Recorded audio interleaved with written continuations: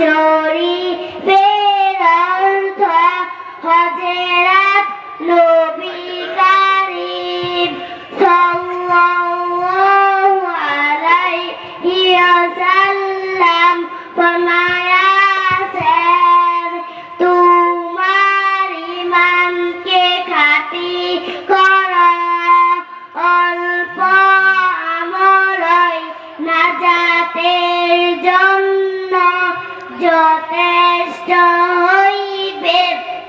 The Prophet sallallahu alaihi wasallam said, make your faith pure. A few deeds will be enough for salvation. দুই number হাদিস শরীফ, খায়রুকুম মান তাআল্লামাল কুরআনা ওয়া আল্লামা। দুই number হাদিস শরীফের অর্থ, তোমাদের মধ্যে সর্বোত্তম ওই ব্যক্তি যে কুরআন মাজিদ শিক্ষা করেন এবং শিক্ষা দেন।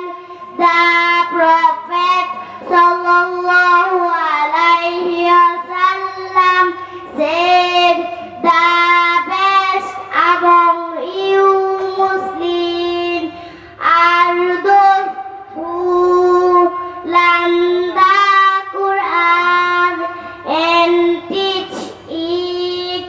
তিন নাম্বার হাদিস শরীফ, তলাবুল ইলমি ফারিদাতুন আলা কুল্লি মুসলিম। তিন নাম্বার হাদিস শরীফের অর্থ, দ্বীনি ইলম তলব করা প্রত্যেক মুসলমানের উপর ফরজ। Seeking knowledge is a duty upon every Muslim. চার নাম্বার হাদিস শরীফ, আত-তুহুরু শাতরুল ঈমান। চার নাম্বার হাদিস শরীফের অর্থ, পবিত্রতা ঈমানের অঙ্গ। Cleanliness is part of faith. পাঁচ নাম্বার হাদিস শরীফ, মিফতাহুল জান্নাতিস সালাম। পাঁচ নাম্বার হাদিস শরীফের অর্থ, নামাজ বেহেশতের চাবি। সালাত is the key to Jannah.